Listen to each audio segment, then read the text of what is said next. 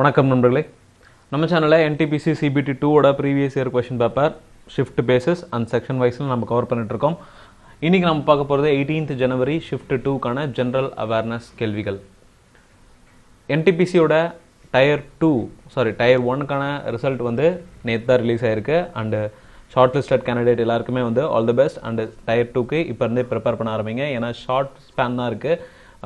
கரெக்டாக பார்த்தோம்னா 14th ஜனவரியில் வந்து ரிசல்ட் ரிலீஸ் ஆகிருக்கு. And 14th February to 18th February 2022குள்ளாரையே அந்த ஒரு 4 நாள் எக்ஸாம் முடிக்க சொல்லி அந்த ஷெட்யூலும் வந்திருக்கு. ஓகேங்களா? ஸோ 1 month கேப் இருக்குது. அதுக்கு முன்னாடி டயர் 2க்கு வெல் அண்ட் குட்டாக ப்ரிப்பேர் ஆகிருக்கோங்க. ஓகேங்களா? இந்த ஷிஃப்ட்டில் பார்த்தோம்னா ஸோ டயர் 2 அப்படின்னு எடுத்துட்டோம்னாலே நமக்கு ஜென்ரல் அவேர்னஸோட weightage 50 marks, maths 35 marks, reasoning 35 marks, டோட்டலாக 120 கொஷின்ஸ் அண்ட் 120 மார்க்ஸ் இருக்கும். உங்களுக்கான டைம் டியூரேஷன் அப்படின்னு பார்த்தோம்னா 90 minutes. வீடியோ ஃபுல்லாக பாருங்கள். யூஸ்ஃபுல்லாக இருந்துச்சுன்னா உங்கள் ஃப்ரெண்ட்ஸ்க்கு ஷேர் பண்ணுங்கள். மறக்காம நம்ம சேனலுக்கு சப்ஸ்கிரைப் பண்ணுங்கள். எந்த ஒரு கருத்துக்கு இருந்தாலும் கமெண்ட்டில் சொல்லுங்கள். ஏதாவது ஆன்சர்ஸ் பை மிஸ்டேக் இருந்துச்சுன்னா அதையும் கமெண்ட்டில் சொல்லுங்கள். நாங்கள் அதை திருத்திக்கிறோம்.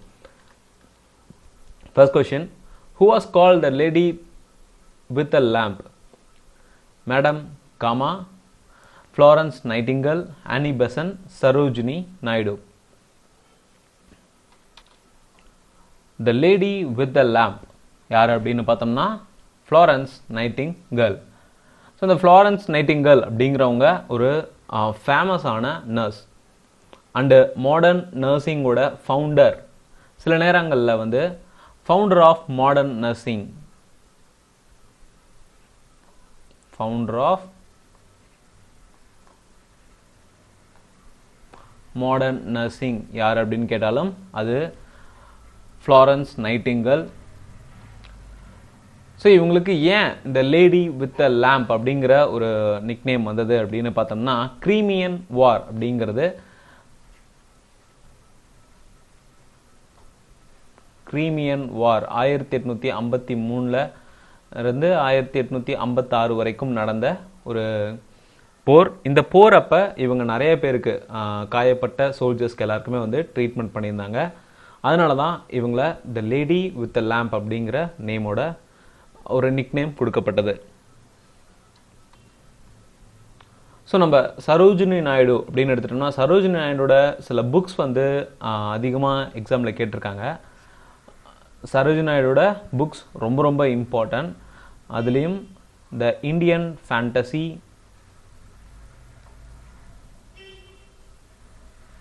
த Indian fantasy,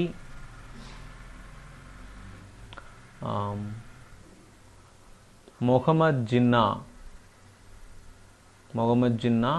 and ambassador of unity,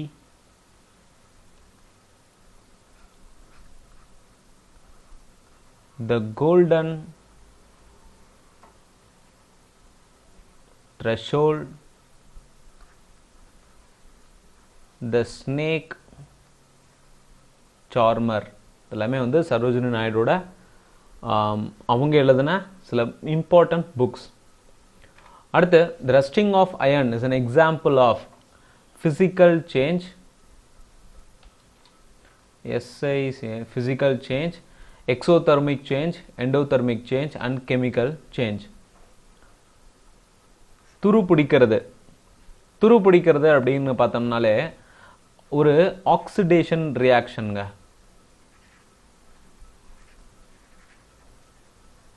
துருப்பிடிக்கிறது வந்து oxidation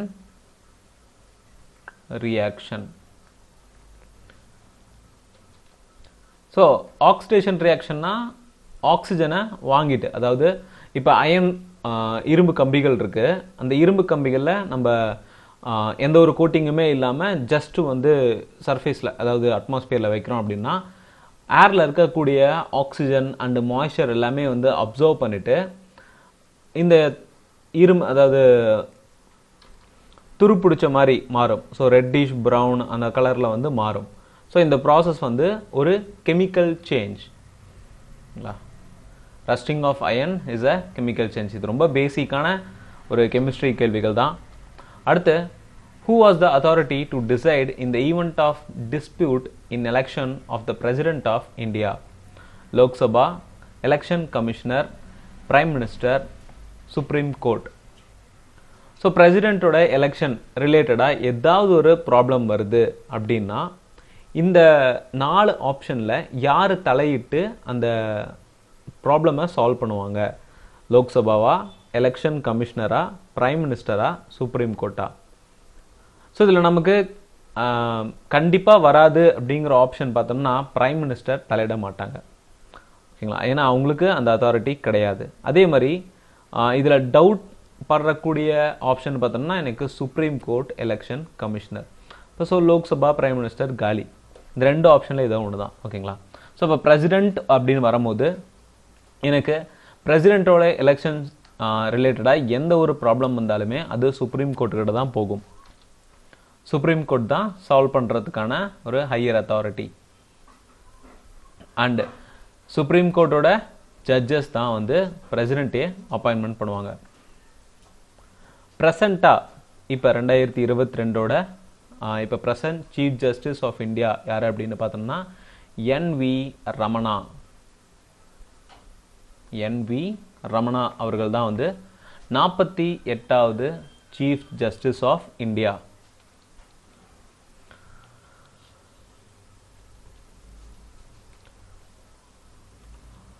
Next, when was the Indus Water Treaty, which featured in the news recently, signed by India and Pakistan? 1947, 1951, 1954, 1960.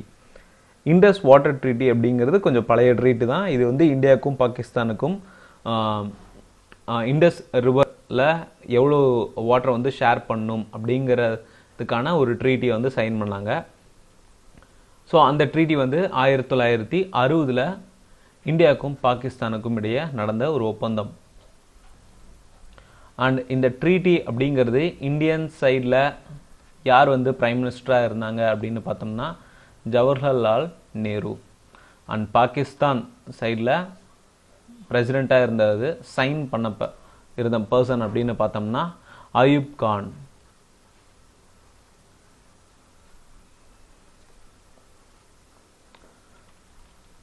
So இவங்க 2 பேர் தலைமையில் தான் இந்த ட்ரீட்டி ஆனது சைன் பண்ணப்பட்டது.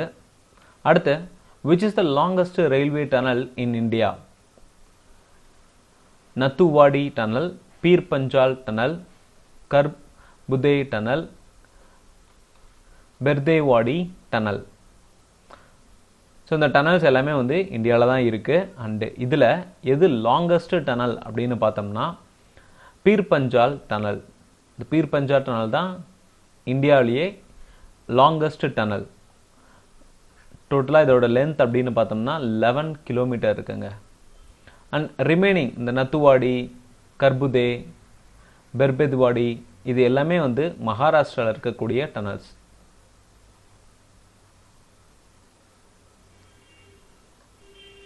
அண்ட் பீர் பஞ்சால் டனல் அப்படிங்கிறது வந்து பீர் பஞ்சால் மவுண்டன் ரேஞ்சில் அமைஞ்சிருக்க ஒரு டனல். அண்ட் ஜம்மு காஷ்மீரில் இருக்குது. Jammu and Kashmir. And Jammu and காஷ்மீர்லேயே செகண்ட் லாங்கஸ்ட் டனல் அப்படின்னு பார்த்தோம்னா second longest tunnel Sangaldan. Sangaldan tunnel இதுதான் வந்து செகண்ட் லாங்கஸ்ட் டனல். அண்ட் இந்தியாவிலேயே ஸோ லாங்கஸ்ட் பார்த்துட்டோம். ஷார்ட்டஸ்ட் இந்தியாவில் ஷார்ட்டஸ்ட் டனல் அப்படின்னு பார்த்தோம்னா பன்வார் தோங். பன்வார் தோங் டனல் இதோட லென்த்தே பார்த்தோம்னா 1024 மீட்டர். இந்த பன்வார் தோங் டனல் அப்படிங்கிறது வந்து சத்தீஸ்கரில் இருக்கு.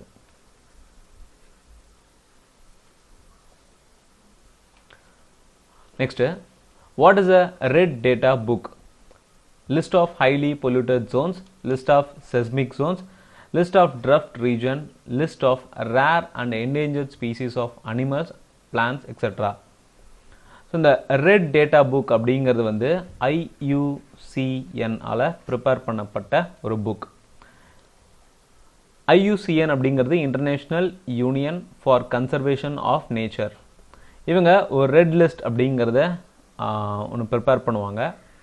இந்த லிஸ்ட்டில் என்னென்ன இடம்பெற்றிருக்கும் அப்படின்னு பார்த்தோம்னா, எந்த plant species or animal species அழியக்கூடிய நிலையில் இருக்கோ அது எல்லாமே இந்த ரெட் டேட்டா புக்கில் ப்ரெசென்ட் ஆகிருக்கும். List of rare and endangered species of animals and plants. And இதுலேயே வந்து எல்லோ டேட்டா புக் அப்படின்னு சொல்லிட்டு இருக்கு, and blue data book, and then green data book. So இந்த க்ரீன் டேட்டா புக் அப்படின்னு பார்த்தோம்னா இந்த ஸ்பீசிஸோட ஸ்ட்ரென்த்தை பொறுத்து அந்த க்ரீன் டேட்டா புக்கில் இடம்பெறும். அதே மாதிரி இந்த ப்ளூ டேட்டா புக்கில் இது வந்து ஜென்ரல் ஸ்பீசிஸ், ஸோ அதோட ஹேபிடேட் இதெல்லாமே வந்து ப்ரெசென்ட் ஆகிருக்கும். அண்ட் ப்ளூ டேட்டா புக் பார்த்தோம்னா குட் லெவலில் இருக்க ஸ்பீசிஸ், இன்பிட்வீன் லெவலில் இருக்கிறது, ஓகேங்களா, என்டேஞ்சர்டுக்கும் அழியக்கூடிய நிலைமையில் இருக்கிறதுக்கும் கொஞ்சம் கம்மியாக தான் இருக்குது அப்படிங்கிறதுக்கும் நடுவில் இருக்கக்கூடிய மெம்பர்ஸ் எல்லாமே வந்து இந்த ப்ளூ டேட்டா புக்கில் இருக்கும். ரெட் டேட்டா புக் அப்படிங்கிறது பார்த்தோம்னா எல்லோ டேட்டா புக் அப்படிங்கிறத பார்த்தோம்னா ரெட் புக்கோட ஒரு சின்ன எக்ஸ்டென்ஷன் தான் எல்லோ புக் அப்படிங்குவாங்க. ஸோ இதெல்லாமே ப்ரிப்பேர் பண்ணக்கூடிய ஆர்கனைசேஷன் அப்படின்னு பார்த்தோம்னா international union for conservation of nature. And இந்த IUCN அப்படிங்கிறது 1948 எஸ்டாப்ளிஷ் பண்ணப்பட்டது. Where is the National Geophysical Research Institute located? Jamshedpur, Hyderabad, Mumbai, Jaipur. National geophysical research institute, இந்த இன்ஸ்டியூட் ஆனது NGRI அப்படிங்கிற ஷார்ட் ஃபார்மில் அழைக்கப்படுறது. அண்ட் இந்த இன்ஸ்டியூட் 1961 ஹைதராபாத்தில் ஆரம்பிக்கப்பட்டது. ஸோ ஹைதராபாத் அப்படின்னு எடுத்துட்டோம்னா நிறையா ஃபேமஸான இன்ஸ்டியூஷன் இங்கே தான் இருக்குது. ஃபார் எக்ஸாம்பிள் ஒரு சிலது மட்டும், ஸோ ஹைதராபாத்தில் இருக்கிற சில முக்கியமானது மட்டும் நம்ம பார்க்கலாம். Institute of microbial technology, institute of microbial technology, and then Indian Institute of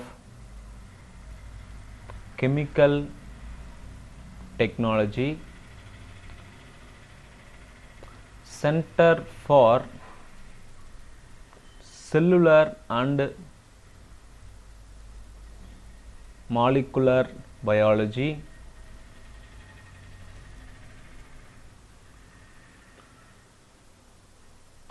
National Plant Protection, National Plant Protection Training Institute, National Plant Protection Training Institute, and ரொம்ப முக்கியமான Central Institute, Central Institute of English and Foreign Languages,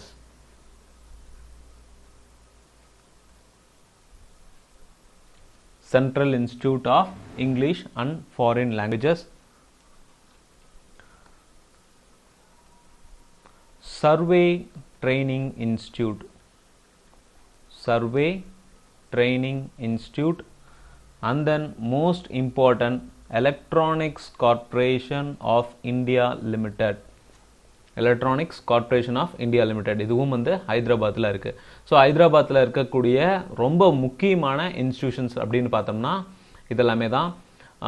national geophysical research institute, institute of microbial technology, Indian institute of chemical technology, centre for cellular and molecular biology, national plant protection training institute, Central Institute of English and Foreign Languages, Survey Training Institute, Electronics Corporation of India Limited. So static ஜிகேல தான் இந்த institutions எங்கே இருக்குது அப்படிங்கிற கேள்விகள்லாம் வரக்கூடியது. ஓகேங்களா? Static GK அப்படிங்கிறது ஏன்னா 50 மார்க் ஜென்ரல் அவேர்னஸ்ன்னு வரும்போது ஒரு 15 அதாவது 10 to 15 வந்து கரண்ட் அஃபேர்ஸில் கவர் பண்ணுவாங்க. ரிமைனிங் ஒரு 5 இல்லைனா அதுக்கும் மேற்பட்ட 5 to 10 கொஷின்ஸ் வந்து இந்த ஸ்டாட்டிக் ஜிகேல தான் கவர் பண்ணுவாங்க மோஸ்ட்லி. அதுவும் இந்த ஸ்டாட்டிக் ஜிகே வந்து இப்போ ரீசெண்டாக நியூஸில் பார்த்த இன்ஸ்டியூஷனாக இருக்கலாம், இல்லை நியூஸில் வரக்கூடிய பர்சன்ஸ் ரிலேட்டடாக ஸ்டாட்டிக் பர்சன்ஸ், ஸ்டாட்டிக் பிளேசஸ், இந்த மாதிரி எல்லாம் இருக்கலாம். எல்லாமே வந்து கரண்ட் அஃபேர்ஸில் தான் கவர் பண்ணுவாங்க, பட் ஸ்டாட்டிக்காக இருக்கும். ஓகேங்களா? அதுலேயும் இந்த இன்ஸ்டியூஷன்ஸ், அதே மாதிரி ஒரு சிட்டியோட நிக்நேம்ஸ், இதெல்லாமே வந்து ரொம்ப ரொம்ப இம்பார்ட்டன்ட். லார்ஜஸ்ட், ஸ்மாலஸ்ட், இதெல்லாமே வந்து most important. For which English country did Sachin Tendulkar play? Lancashire, Essex, Yorkshire, Surrey. So Sachin Tendulkar அப்படிங்கிற ஒரு former cricket player and God of cricket அப்படின்னு சொல்லக்கூடிய ஒரு பர்சன்.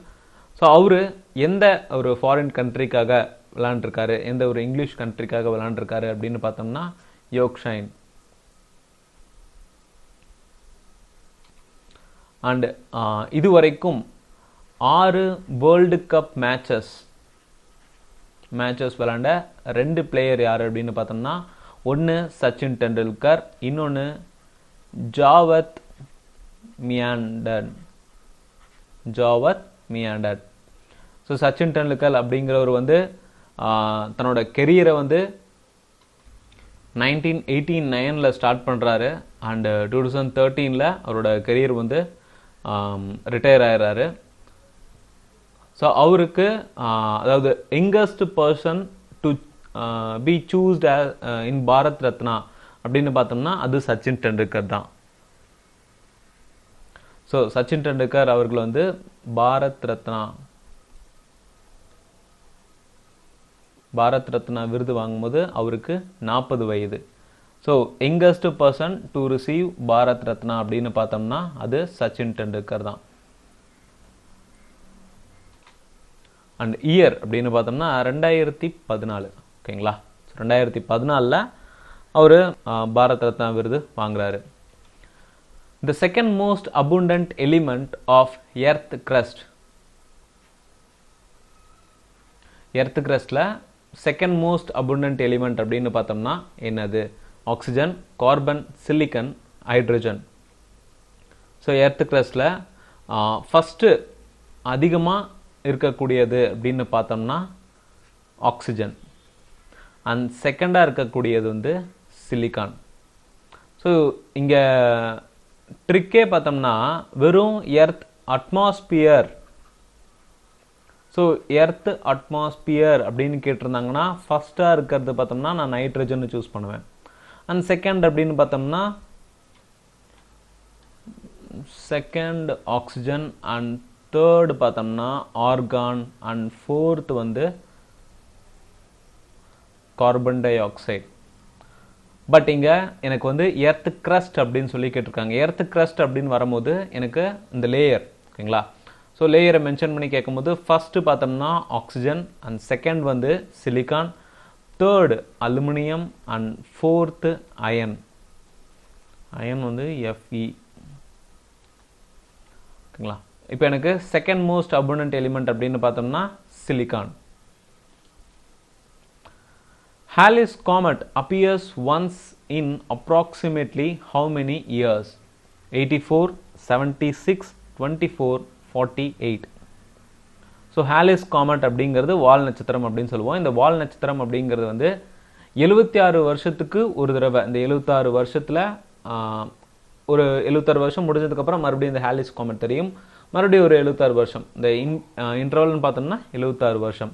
ஸோ இந்த ஹாலிஸ் காமெட் அப்படிங்கிறத முதல்ல எப்போ கண்டுபிடிக்கிறாங்க அப்படின்னு பார்த்தோம்னா 1758 தான் முதல் முறையாக இந்த ஹாலிஸ் காமெட் அப்படின்னு ஒன்று இருக்குது. அது வந்து 76 வருஷத்துக்கு ஒரு தடவை நம்ம இந்தியா பக்கமாக கிராஸ் ஆகுது அப்படிங்கிறத கண்டுபிடிக்கிறாங்க. சாரி, வேர்ல்டு, அதாவது எர்த்து பக்கமாக. ஓகேங்களா? ஸோ அடுத்ததா இந்த ஹாலிஸ் காமெட் அப்படிங்கிறது எந்த வருஷம் தெரிய போகுது அப்படின்னு பார்த்தோம்னா 2061.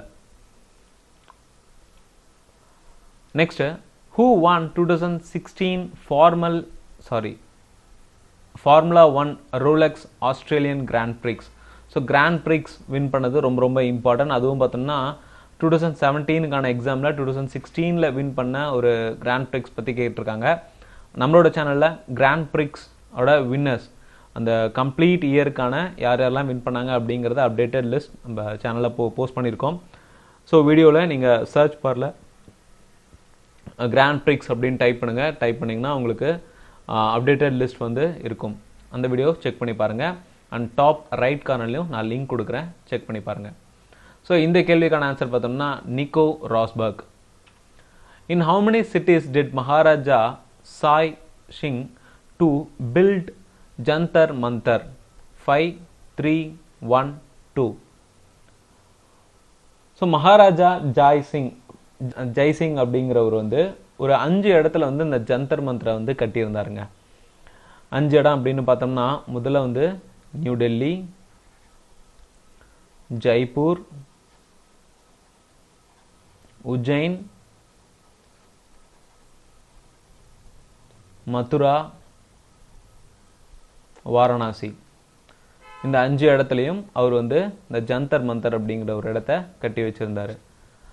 ஸோ இந்த 5 இடத்துலையும் கட்டக்கூடிய டைம் பீரியட் அப்படின்னு பார்த்தோம்னா 1724 இருந்து 35க்குள்ளாரே கட்டியிருந்தாரு.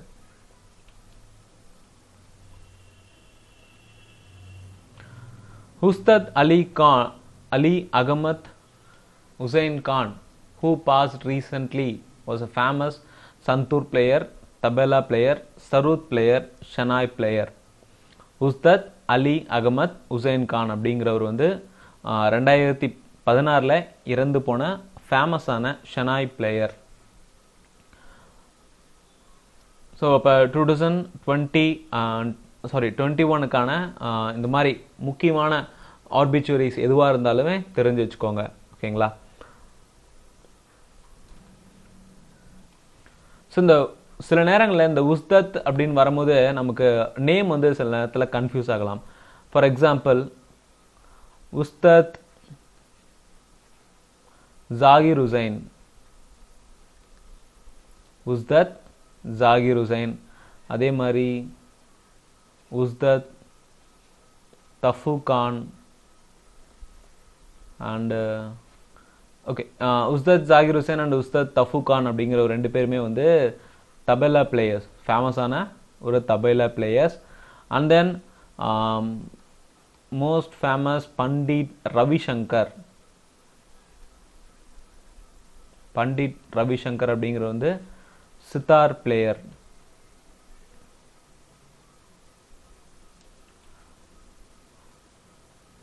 Next, when was the first general elections in independent India held? 1950, 1951 to 52, 1947 to 48, 1953.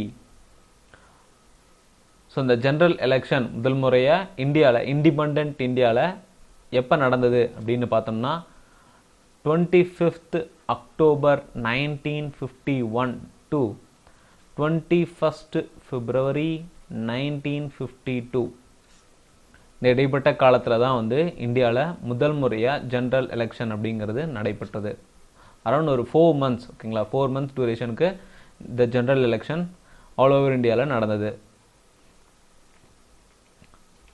So இந்த ஃபஸ்ட்டு ஜென்ரல் எலெக்ஷன்ஸ் அப்படின்னு பார்த்தோம்னா சில நேரத்தில் ஸ்பெல்லிங் மிஸ்டேக் இருக்கும், ஓகேங்களா. ஃபஸ்ட்டு ஜென்ரல் எலெக்ஷன் அப்படின்னு பார்த்தோம்னா வின் பண்ணது பார்ட்டி வந்து ஐஎன்சி பார்ட்டி. அதில் வந்து ஜவஹர்லால் நேரு தான் பிரைம் மினிஸ்டராக வந்து அப்பாயின்மெண்ட் ஆகியிருந்தார். ஐஎன்சி பார்ட்டி ஃபஸ்ட்டு டைமாக எத்தனை சீட் வந்து வின் பண்ணாங்க அப்படின்னு பார்த்தோம்னா 364 சீட். அரௌண்ட் 489 சீட்ஸில் 364 சீட்ஸ் வந்து ஐஎன்சி ஜவஹர்லால் தலைமையில் வின் பண்ணது. Next, who is the current chief of Indian Army? So இந்த கேள்வி இப்போ கேட்டிருந்தாங்கன்னா கரண்ட் சீஃப் வந்து general Manoj Mukund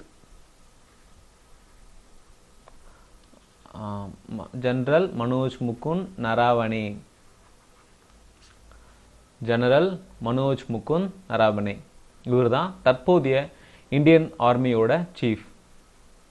Which article of our constitution states that the speaker shall have an exercise a casting vote in the case of an equality of votes? 101, 99, 97, 100. So speaker இல்லைனா chairman, ஓகேங்களா.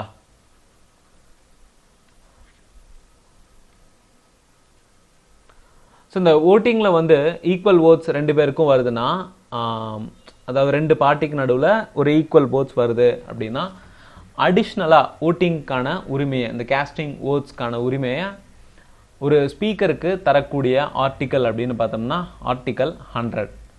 இந்த article 100 அடிப்படையில் ஒரு speaker R சேர்மேனும் vote பண்ணலாம். On what day did the civil disobedience movement start? 21st May 1931, 10th May 1930, 12th March 1930, 13th March 1931. Civil disobedience movement. So civil disobedience மூமெண்ட்னாலும் சரி, or Dandi march, salt march, or salt Satyagraha, இது எல்லாமே வந்து ஒரே date தான். Okay, Dandi march அப்படின்னா மார்ச் மாதம், ஓகேங்களா. ஸோ இந்த மார்ச்சில் ஏதோ ஒன்று தான். பட் 1930 31 சில பேருக்கு கன்ஃபியூஸ் ஆகலாம், அண்ட் டேட் அப்படிங்கிறது கன்ஃபியூஸ் ஆகலாம். ஸோ இந்த தண்டி மார்ச் அப்படிங்கிறது 12th March 1930 ஆரம்பமானது. ஸோ சபர்மதி ஆசிரமத்தில் வெறும் 78 ஃபாலோவர்ஸோட 78 ஃபாலோவர்ஸோட சபர்மதி ஆசிரமத்தில் இருந்து இந்த தண்டி மார்ச் ஆனது நடைபெற்றது. அண்ட் இந்த தண்டி மார்ச் முடிஞ்சது பார்த்தோம்னா 5th ஏப்ரலில் அரௌண்ட் 380 கிலோமீட்டர்ஸ் வந்து நடந்து போய் இந்த சால்ட் லா வந்து பிரேக் பண்ணாங்க. கிட்டத்தட்ட வந்து 24 நாட்கள், 24 days, ஓகேங்களா. ஸோ 5th March வந்து முடியுது இந்த சால்ட் இதுங்கிறது. அண்ட் தென் இதோட விளைவாக வந்து 5th மேல வந்து காந்திஜி அவர்கள் அரெஸ்ட் பண்ணப்படுறாங்க, ஓகேங்களா. அண்ட் இந்த வருஷம், அதாவது 1930 தான் வந்து ஃபர்ஸ்ட் ரவுண்ட் டேபிள் கான்ஃபரன்ஸும் நடக்குது. அந்த ரவுண்ட் டேபிள் கான்ஃபரன்ஸ் லண்டனில் சென்ட் ஜேம்ஸ்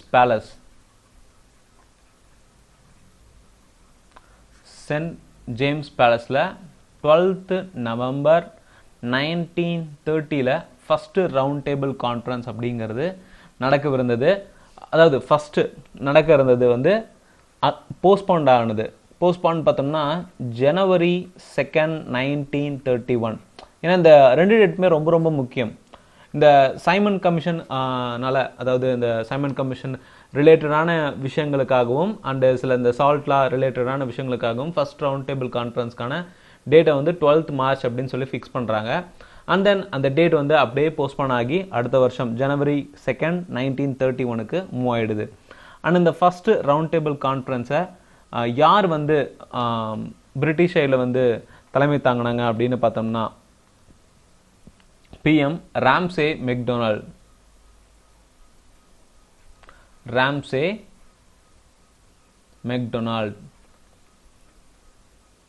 அண்ட் அந்த டைமில் பிரிட்டிஷ் கிங்காக இருந்தது வந்து ஜார்ஜ் 5, ஓகேங்களா. ஸோ எல்லாமே வந்து ரொம்ப ரொம்ப இம்பார்ட்டண்டாக இந்த 1930 நடந்த விஷயங்கள். அடுத்தது அண்டு சில நேரங்களில் வந்து கிலோமீட்டரில் கொடுக்காம எக்ஸாமில் வந்து நமக்கு மைல் கணக்கில் கேட்டாங்க அப்படின்னு பார்த்தோம்னா 240 miles, ஓகேங்களா. 240 miles ஆர் 380 kilometer.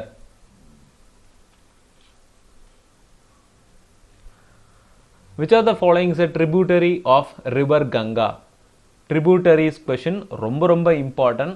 அதுலேயும் சில நேரம் நமக்கு எக்ஸாமில் நம்மளை கன்ஃபியூஸ் பண்ணணும், அந்த எக்ஸாமோட பேப்பரை வந்து டிஃபிகல்ட்டி லெவல் அதிகப்படுத்தணும் அப்படிங்கிறதுக்காகவே ரைட் ட்ரிபியூட்டரிலாம் இது, லெஃப்ட் ட்ரிபியூட்டரிலாம் இது, ஆட் ஒன் அவுட் மாதிரி சில நேரம்லாம் கொடுத்துருவாங்க. ஸோ அதனால் இந்த ட்ரிபியூட்டரிஸ்ன்னு பார்த்தோம்னா இண்டஸ், கங்கா, பிரம்மபுத்திரா அதே மாதிரி ஈஸ்ட் ஃப்ளோயிங் ரிவர்ஸில் இருக்கக்கூடிய கோதாவரி, கிருஷ்ணா, மகாநதி, காவேரி இது எல்லாமே வந்து ரொம்ப ரொம்ப important. And mainly west flowing ரிவரான நர்மதா அண்ட் தப்தி ரொம்ப ரொம்ப இம்பார்ட்டன்ட் நர்மதா தான். ஓகேங்களா, வெஸ்ட் ஃப்ளோயிங் ரிவர்ஸ்லேயே ரொம்ப மோஸ்ட் இம்பார்ட்டன்ட் கொஸ்டின் பார்த்தோம்னா இந்த நர்மதா பற்றின வர கேள்விகள் தான். So back to questions. River கங்காவோட ட்ரிபியூட்டரிஸ் அப்படின்னு பார்த்தோம்னா இந்த 4 ஆப்ஷனில் இது பீஸ், கந்தகி, துங்கபத்ரா, மனஸ். ஸோ கங்கா அப்படிங்கிறது வந்து ஆரிஜினேட் ஆகக்கூடிய இடம் அப்படின்னு பார்த்தோம்னா Gangotri glacier.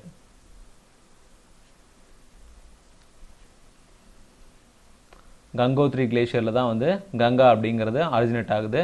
And கங்காவோட total flow distance அப்படின்னு பார்த்தோம்னா 25 கிலோமீட்டர், 2525 கிலோமீட்டர். அதில் இந்தியா அண்ட் பங்களாதேஷ் 2 கண்ட்ரிலையுமே இந்த கங்கா அப்படிங்கிறது ஃப்ளோ ஆகுது. பங்களாதேஷ் பார்த்தோம்னா அதோட நேம் வந்து பத்மா அப்படின்னு சொல்லுவாங்க. ஓகேங்களா, அண்டு கங்காவோட ட்ரிபியூட்டரிஸ் நம்ம லெஃப்ட் அண்ட் ரைட் அப்படிங்கிறத பிரிச்சுக்கலாம். So left right, left side அப்படின்னு பார்த்தோம்னா first Gomti and then Ghaghara, Gandak, Kosi, Mahananda, Ramganga, Karra. இதெல்லாமே வந்து லெஃப்ட் சைடுக்கான ட்ரிபியூட்டரிஸ். கோம்தி, கங்காரா, Gandak, Kosi, Mahananda, Ramganga and Karra. Left right side அப்படின்னு பார்த்தோம்னா யமுனா, சோன், ஃபல்கு ரொம்ப ரொம்ப இம்பார்ட்டன்ட்ங்க. ஃபல்கு, சந்தன் அண்ட் தாமோதர். தாமோதர் வந்து வெஸ்ட் பெங்கால் தான், பட் தாமோதர் அப்படிங்கிறது ரொம்ப ரொம்ப இம்பார்ட்டன்ட். ஓகேங்களா, தாமோதர் அப்படிங்கிறது வந்து சாரோ ஆஃப் பெங்கால் அப்படின்னு சொல்லி அழைக்கப்படுற ஒரு நதி. And then Tamsa or Tons, Tamsa or Tons. So இதில் பார்த்தோம்னா ட்ரிபியூட்டரி ஆஃப் கங்கா அப்படின்னு பார்த்தோம்னா கந்தகி. ஓகேங்களா, கந்தக் ஆர் கந்தகி இது வந்து லெஃப்ட் ட்ரிபியூட்டரி. ஸோ கங்காவை பொறுத்த வரைக்கும் இதெல்லாமே வந்து மோஸ்ட் இம்பார்ட்டண்டான ட்ரிபியூட்டரிஸ். அண்ட் இன்னொரு முக்கியமான விஷயம் அப்படின்னு பார்த்தோம்னா இந்த கங்காவும் யமுனாவும், ஸோ யமுனா அப்படிங்கிறது பார்த்தோம்னா தனியாக வந்து யமுனோத்ரி கிளேஷியரில் தான் ஃபார்ம் ஆகுது. யமுனோத்ரி கிளேசியர் அப்படிங்கிற இடத்துல தான் இந்த யமுனா அப்படிங்கிறது ஃபார்ம் ஆகுது. பட் கங்காவும் யமுனாவும் ரெண்டும் ஒன்று சேரக்கூடிய இடம் அப்படின்னு பார்த்தோம்னா அலகாபாத். கங்கா ப்ளஸ் யமுனா எங்கே ஒன்று சேர்றாங்க அப்படின்னு பார்த்தோம்னா அலகாபாத். ஓகேங்களா, இதுவும் ரொம்ப ரொம்ப இம்பார்ட்டண்டான கேள்வி தான்.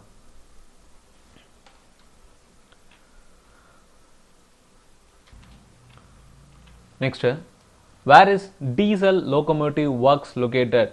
டீசல் லோகோமோட்டிவ் ஒர்க்ஸ் அப்படிங்கிறது வந்து DLW அப்படின்னு ஷார்ட்டாக சொல்லுவாங்க. இது வந்து சென்னை, சித்ராஞ்சன், வாரணாசி, செகந்திராபாத் இதில் எந்த இடத்துல இருக்குது அப்படின்னு பார்த்தோம்னா டீசல் லோகோமோட்டிவ் ஒர்க்ஸ் வந்து வாரணாசியில் இருக்குது. ஓகேங்களா, அண்ட் தென் சித்ராஞ்சன் அப்படிங்கிறதும் லோகோமோட்டிவ் இருக்குது. அது வந்து சித்ராஞ்சன் லோகோமோட்டிவ் ஒர்க்ஸ். இது வந்து டீசல் அப்படின்னு சொல்லிட்டு நமக்கு கொடுத்துருக்காங்க பாருங்கள். வெறும் லோகோமோட்டிவ் ஒர்க்ஸ் அப்படின்னு கொடுத்தாங்கன்னா ஸ்ட்ரைட்டாக நம்ம சித்ராஞ்சன் அப்படிங்கிறத டிக் பண்ணலாம். சில நேரங்களில் அன்னோயிங்லி நமக்கு லோகோமோட்டிவ் ஒர்க்ஸ் அப்படின்னு பார்த்தோன்னே அது சித்ராஞ்சன் தான் அப்படின்னு சொல்லிட்டு நம்ம கிளிக் பண்ணிடுவோம். பட் முன்னாடி ஏதாவது ஹிண்ட் கொடுத்துருக்காங்களா அப்படின்னு சொல்லி பாருங்கள். டீசல் லோகோமோட்டிவ் ஒர்க்ஸ் அப்படின்னு கொடுத்துருந்தா அது Varanasi. And father of Indian railways, so ரயில்வேஸ்லேயே வந்து மோஸ்ட் இம்பார்ட்டன்ட் கேள்வி அப்படின்னு பார்த்தோம்னா father of Indian railways. And ஈஸியான கொஷனும் கூட தான், லார்ட் டல்ஹௌசி. லார்ட் டல்ஹௌசி தான் வந்து father of Indian railways. And Chittaranjan அப்படிங்கிறது வந்து வெஸ்ட் பெங்காலில் இருக்கக்கூடிய ஒரு locomotive works. Next, where is the international sand art festival 2015 held? 2015க்கான இன்டர்நேஷ்னல் சாண்ட் ஆர்ட் ஃபெஸ்டிவல் அப்படிங்கிறது ஒடிசாவில் நடந்துச்சு. ஸோ இப்போ ரீசெண்டாக 2021 இங்கே நடந்தது அப்படின்னு தெரிஞ்சு வச்சுக்கோங்க. Which of the following organisms releases molecular oxygen into water? E. coli, amoeba, salmonella enterica, phytoplankton. So இப்போ நான் ஒரு ஏரி இருக்குதுன்னு வச்சுக்கோங்களேன். அங்கே வந்து தண்ணியில் ஆக்சிஜன் அப்படிங்கிறது ரொம்ப ரொம்ப இம்பார்ட்டன்ட். ஏன்னா அங்கே இருக்கக்கூடிய உயிரினங்கள் எல்லாத்துக்குமே வந்து ஆக்சிஜன் அப்படிங்கிறது மோஸ்ட் இம்பார்ட்டன்ட். அந்த மாதிரி ஆக்சிஜனை தண்ணிக்குள்ளார ரிலீஸ் பண்ணக்கூடிய ஒரு ஆர்கானிசம்ஸ் அப்படின்னு பார்த்தோம்னா அங்கே வளர்ந்துருக்கக்கூடிய பிளான்ட் தாங்க பைட்டோ பிளாங்க்டன் அப்படின்னு சொல்லுவோம். வாட்டரில் அதாவது ரிவர் ஆர் லேக்ஸ் எதுலேயுமே வந்து இந்த மாலிகுலர் ஆக்சிஜன் அப்படின்னு ப்ரெசண்ட்டாக இருக்கிறதுக்கு காரணமே இந்த பைட்டோ பிளாங்க்டன்ஸ் தான். அண்ட் தென் ஈ கோலி அப்படிங்கிறது வந்து எஸ்ரிஷியா கோலி அப்படின்னு சொல்லுவோம். இது வந்து ஒரு பாக்டீரியா. நார்மலாக வந்து நம்மளோட உடம்புல இன்டெஸ்டைன்ஸில் ப்ரெசென்ட் ஆகிருக்கும். அண்டு இந்த பாக்டீரியாவால் தான் வந்து நமக்கு டயரியாவோ இல்லை டீஹைட்ரேஷனோ ஏற்படுறதுக்கான முக்கியமான காரணமாக அமையுது. So he Kohli R எஸ்ரிஷியா Kohli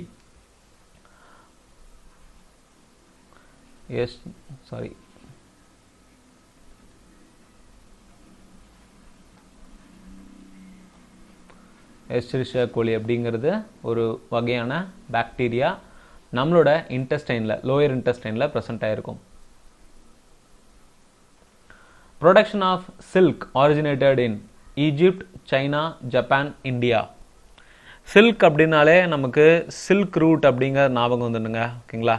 silk root முதல்ல வந்து 19th century திங்க் ஸோ சைனாலலாம் ஆரம்பமானது. ஸோ அப்போ சில்க் அப்படின்னாலே இந்த ப்ரொடக்ஷன் ஆஃப் சில்க் அப்படிங்கிறது பார்த்தோம்னா அது சைனா தான். அண்ட் இந்தியா மட்டும் சளைச்சது இல்லைங்க. இந்தியாவில் தான் 4 வகையான சில்க் வெரைட்டிஸ் கிடைக்கக்கூடிய இடமா இருக்குது. ஓகேங்களா? சில நேரம் கொஷனில் 4 types ஆஃப் சில்க் வெரைட்டிஸ் எந்த கண்ட்ரியில் அவைலபிள் இருக்குது அப்படின்னு பார்த்தோம்னா அது இந்தியா தான். அண்ட் அந்த 4 types என்ன அப்படிங்கிறத கமெண்ட்டில் சொல்லுங்கள். வாட் டஸ் ரா stands for?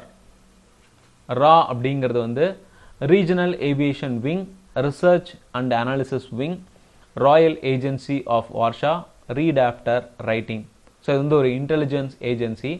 Research and analysis wing அப்படிங்கிறது தான் ராவோட அப்ரிவேட்டட் ஃபார்ம்.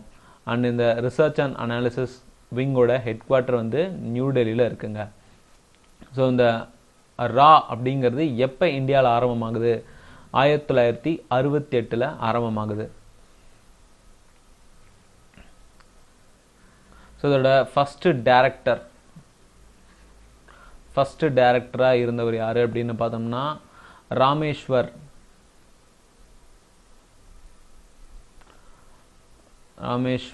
நாத் கவ். ஸோ இப்போ கரண்ட் டைரக்டர் ப்ரெசண்ட்டாக ஸோ கரண்ட்லி யார் இருக்காங்க அப்படின்னு பார்த்தோம்னா சமந்த் குமார் கோயல்.